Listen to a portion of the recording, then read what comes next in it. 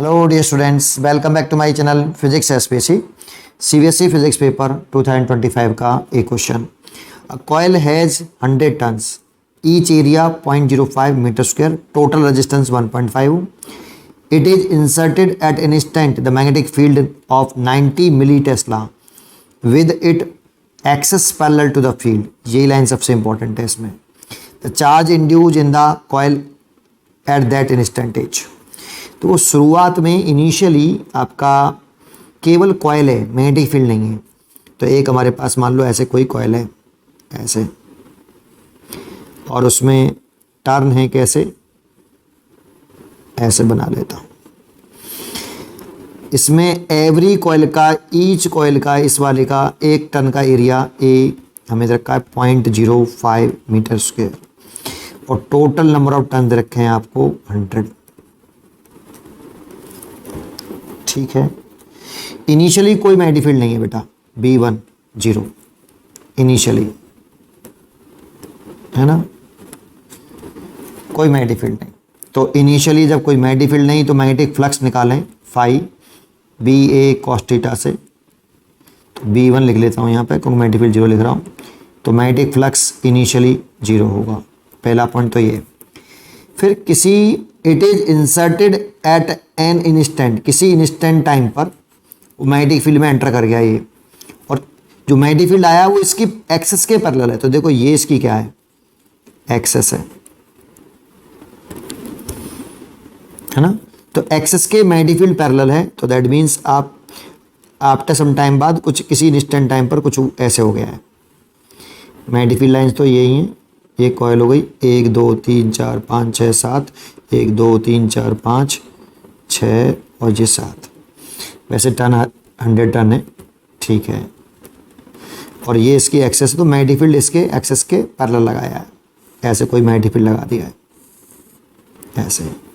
देखो एरिया से अगर हम इस साइड व्यू से देखें ऐसे इसे, तो एक टर्न को देखें तो अगर इस साइड से देखेंगे तो कुछ ये इस तरह से दिखेगा ऐसे. ये इसको इस साइड से देखेंगे जब हम ऐसे दिखेगा, और इसका ये एरिया है.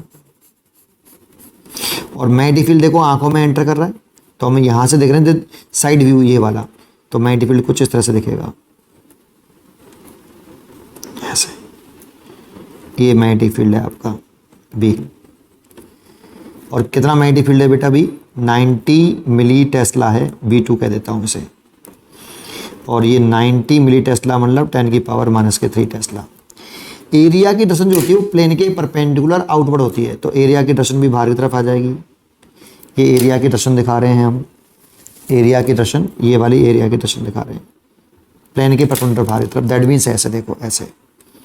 मैग्नेटिक फील्ड भी ऐसे ही, B की डायरेक्शन भी ऐसे ही, थोड़ा सा ऊंचा करूँ ऐसे, और एरिया की डायरेक्शन भी ऐसे ही.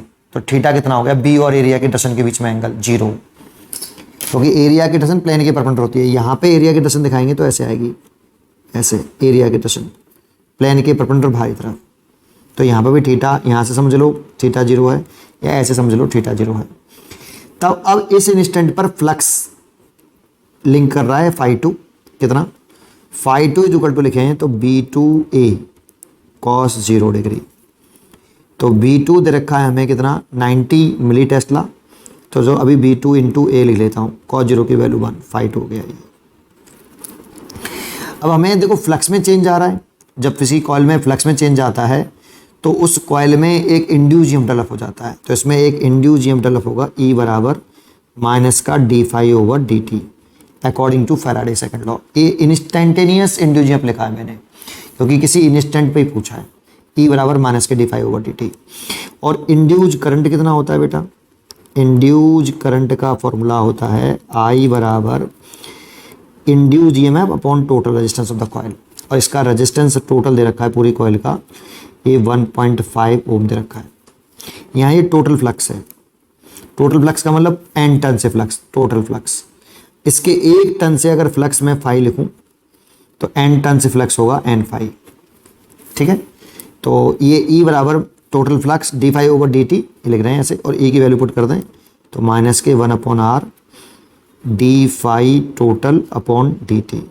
अब चाहो तो एन फाई वैल्यू पुट कर दो यहाँ पे, तो ले सकते हो माइनस के 1/r d/dt और फाई की जगह पे लिखते हैं n फाई।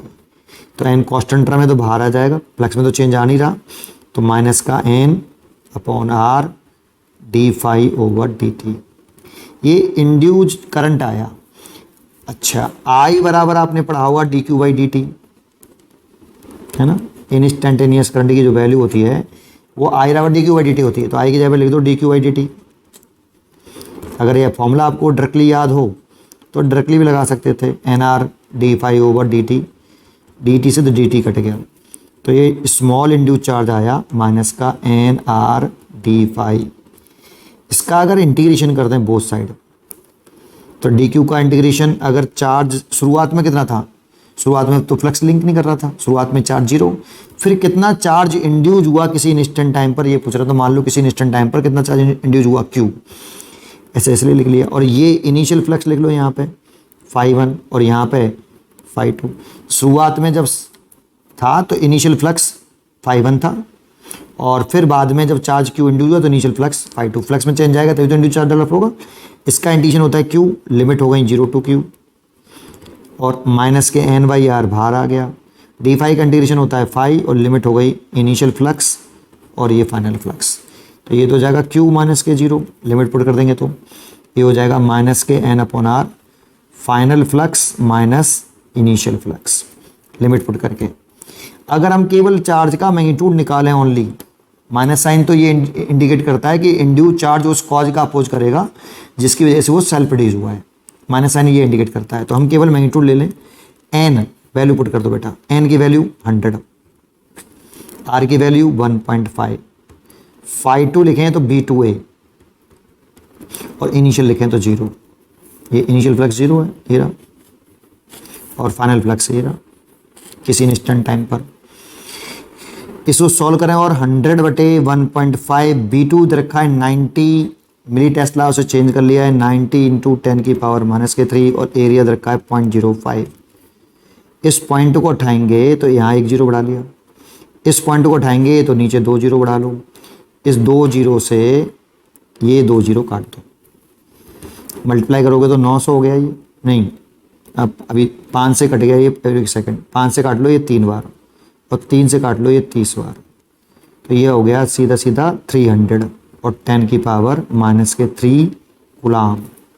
तो आपको नहीं लगता इसे 0.3 कूलाम लिख लेना चाहिए, है ना भाई। 3 बार पॉइंट लगा दूँ तो प्लस के 3 हो जाएगी, पावर कट जाएगी तो 0.3 कूलाम। तो इसका आंसर आ जाइए 0.3 coulomb, B choice is correct. अगर आपको ये फॉर्मूला डायरेक्ट याद हो इंड्यूस चार्ज का, कि induce charge equal to minus के n/r इंटू डेल्टा फाई, ये डायरेक्टली याद होना चाहिए बेटा, टाइम से इंडिपेंडेंट होता है ये, है ना, ये याद होना चाहिए आपको। अगर ये याद हो तो डायरेक्ट लगा देते हैं हम यहाँ पे। पढ़ते रहिए और खुश रहिए।